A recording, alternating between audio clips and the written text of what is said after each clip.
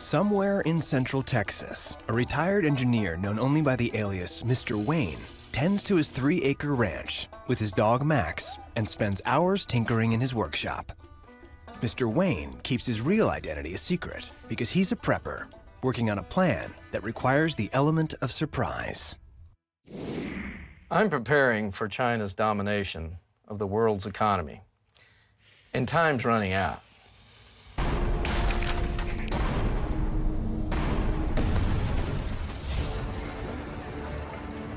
I really believe that China has a master plan to control all of the debt practically worldwide, and especially America's debt. They saw that they could use our own system of capitalism to destroy us. China's out for themselves. The American dollar is going to be worthless. People are going to panic. There's going to be pillaging like you never saw before. We're not going to see it coming. Everybody should be scared out of their wits. Mr. Wayne fears that one day soon, without warning, China will cash in the $1.1 trillion it owns in U.S. bonds, flooding the global economy and driving the dollar's value down to zero. So every day, he monitors Chinese government activities.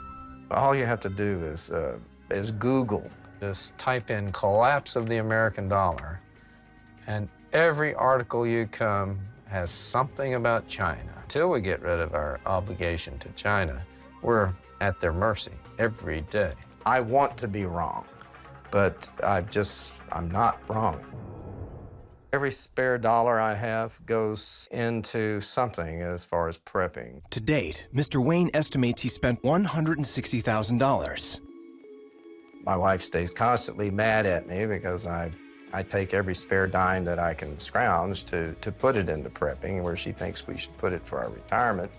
Mr. Wayne believes that if China instigates an economic collapse, the dollar will become worthless and commodities will be the new currency. To prepare for financial catastrophe, many preppers are buying gold, not Mr. Wayne. I wouldn't give you a can of ravioli for a $1,500 gold piece. How would I know 24-karat gold from 18-karat gold? I wouldn't know the value, and neither would anybody else. The first part of Mr. Wayne's survival plan is stockpiling a resource he believes everyone will desire in a post-apocalyptic world. I planted a vineyard and learned how to make wine. Behind the closed doors of this cookie-cutter home, there's a closely guarded family secret. To their neighbors, former construction specialist Barry, his girlfriend Pink, and his son Cole are just another regular family living on a suburban block. I'm fortunate because no one in this neighborhood even knows this is here. Some people call it extreme. I don't really. This is going down below, right? Yeah, that goes down below. It's kind of like camping, except we're less than 10 feet from our house. Carefully concealed underneath Barry's garage floor is a concrete pod that he calls an urban foxhole, a place to survive the end of the world.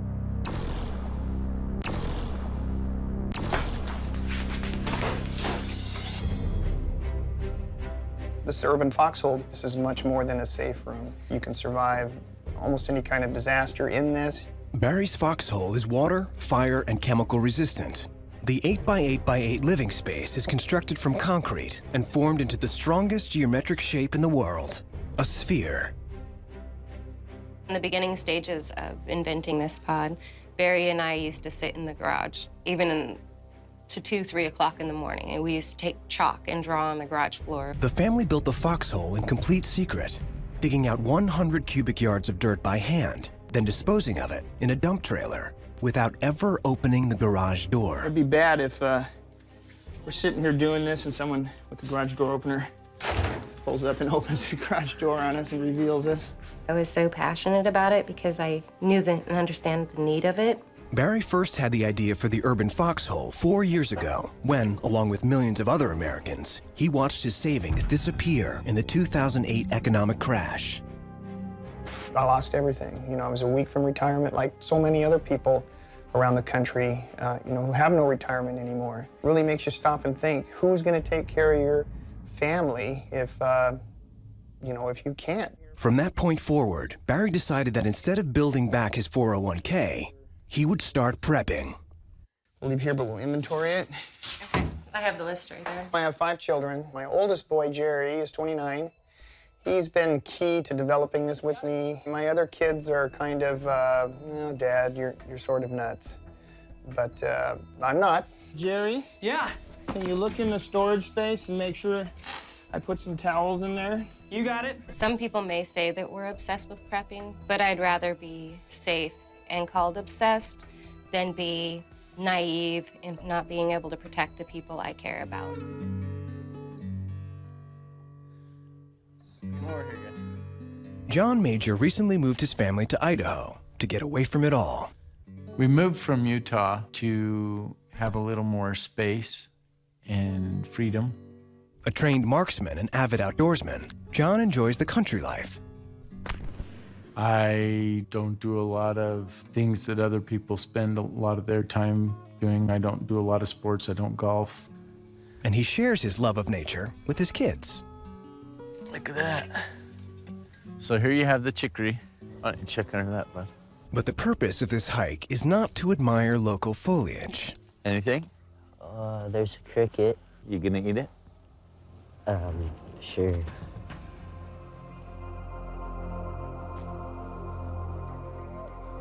Tastes like frozen cricket. It's like crunchy and then it is like... Cream filled. John is teaching his kids how to survive Doomsday by learning to forage and eat bugs.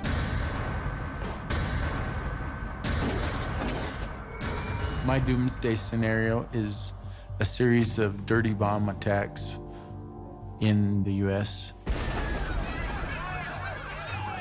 Dirty bombs combine conventional explosives like dynamite with radioactive material to scatter radiation around a large area.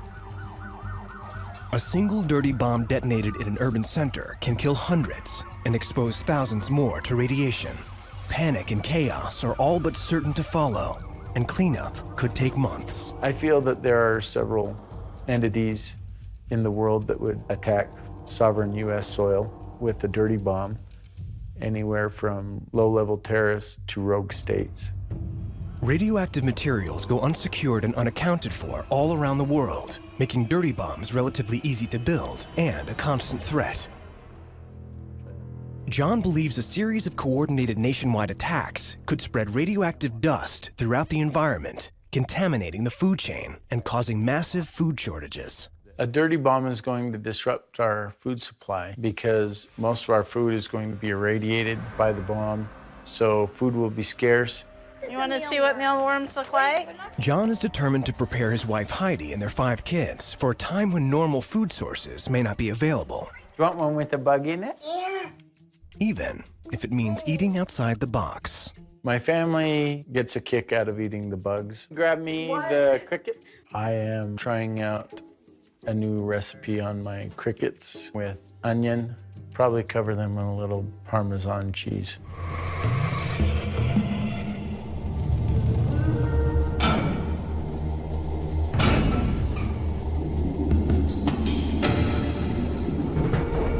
For over half a century, retired scientist Bruce Beach has been certain that the world will end. This is going to be a universal catastrophe. It's going to be sudden. I don't think there's going to be a 2-minute warning. There's this great possibility mankind can destroy itself. I think a nuclear war is inevitable.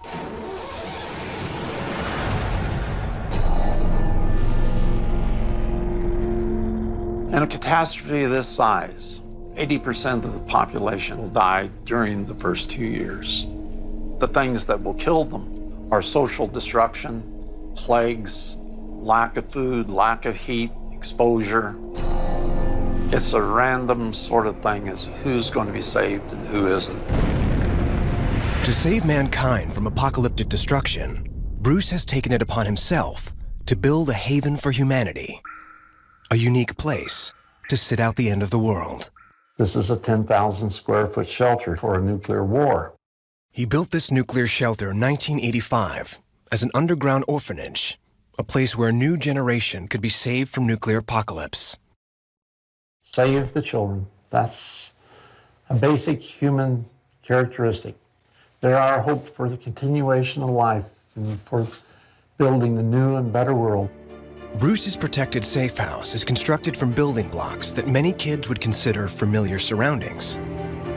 42 recycled school buses linked together and buried under 18 inches of concrete and 14 feet of earth. School buses were built to a particular government standard of very strong, rigid steel over the roofs. School buses can support 1.5 times their weight without incurring damage and cost as little as $300 secondhand, making them a prepper favorite for bug-out vehicles and even safe mobile homes. We can have 500 people in here, but we have to have a number of people also to watch after the children. That's our #1 mission. It has been estimated that if a global nuclear war occurred, up to 1 billion lives would be at risk in the months and years following. Bruce sees this shelter as a safe house where at least some could survive. He named it the successor to Noah's Ark, Ark 2. Last time water, next time the fire. There are 20,000 of these weapons in the world. There's never a time in man's history when he's developed a weapon that he hasn't used it, and it's just, things are becoming more and more critical. Doug Huffman is a retired defense contractor living in Northern California. But he hasn't quite given up his former life for relaxing days spent on the golf course. Is that not a little bunny you could just love? Instead, he devotes his time to a new passion. I used to kayak and ballroom dance quite a bit. I gave all that up. Most of my time right now is spent on prepping. I work 7 days a week, 10 to 14 hours a day. I've spent between $30,000 and $40,000 in preparations. I'm preparing for the second worldwide Great Depression.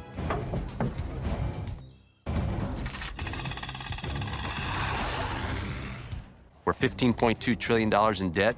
No one's doing anything to address the problems. We cannot continue to keep spending money in this country. At some point, this is all going to collapse, and there's going to be a massive, massive reset in the United States and worldwide. You're going to have a shortage of food. There's going to be food lines again, gas lines again. During the last Great Depression in the 1930s, the unemployment rate rose above 20%. Homelessness was rife, and tens of thousands of Americans relied on soup kitchens to survive. And Doug believes that our future holds much worse. In the first 9 months of this type of economic collapse, no food, no water, and amazingly simple sanitation. Without soap and water, boom. Disease everywhere, rampant, unstoppable. Simulations have been done up to an 80% loss of our population. The government's not going to be able to help you. You are going to be on your own, and that is the reality. Am I afraid of this economic apocalyptic event? Not really. Bring it on. Doug has been prepping much of his life, but recently he's expanded his operations by turning his huge California ranch into a prepper's paradise. Well, the whole purpose for me building my self-reliant village is if something should happen, you are only going to survive in a communal group. Believing that his first line of defense against an economic collapse will be keeping starvation at bay, Doug has formulated a 4-stage post-apocalyptic food plan. As well as being able to hunt local game, he is breeding fish in his lake and building a 2,500 square foot greenhouse, large enough to provide 50 people with fresh fruit and vegetables. So this is my greenhouse that will supply me with vegetables 12 months out of the year. Mike Mester is a contractor living in a suburb near Atlanta, Georgia. He has a loving wife, a brood of kids, 2 dogs, and a spacious home in a quiet development. And we're preparing for civil unrest caused by a global economic collapse. Prepping, it's just become a way of life for me and my family. Y2K certainly had an impact on myself. And then the game changer for me was 9/11. All of our children understand why we prep. They see what's going on in the world. They see what's going on in our country. There's a storm brewing out there. It's brewing all over the place. The way the United States economy works today is not sustainable. We were once the greatest creditor in the world. Now we are the greatest debtor. Where will the money come from? Look at the news, look in the papers. Police departments cut, fire departments cut. What will you do when there's no one there? Mike believes that as the global economy falters, the U.S. will fall deeper and deeper into debt. Banks will close. Power will go out. Basic services will grind to a halt. If the grocery shelves are empty, you're only 9 meals away from anarchy. What will happen then? Will you be prepared? We have a saying, 5 minutes before the prom is not the time to learn how to dance. Mike and his wife Lisa have been prepping for over a decade. They devote at least an hour a day to making their suburban home a family fortress. We do keep preps throughout the house. We keep them in the storage area, in our garage, closets, in our basement. But as his children grow older, Mike is facing new challenges. While most preppers agree that staying together is key to family survival, Mike's oldest son Ryan now lives at college, around 250 miles away. Mike conducts regular video conferences with Ryan. So how's college going? Not to talk about grades or tuition, but to discuss their family plan to survive the end of the world as we know it. You guys are trying to keep your gas tanks at least half full at all times? Oh yeah, I always make sure my truck is half full. You've been watching the news, what's going on over in Greece and everything else and down on the border and... Yeah. Hey, Mom wants to say hi to you. Hey, Ryan, how are you? So my wife and I, our home is our family. That's why we want to ensure that we get all our children home when things collapse.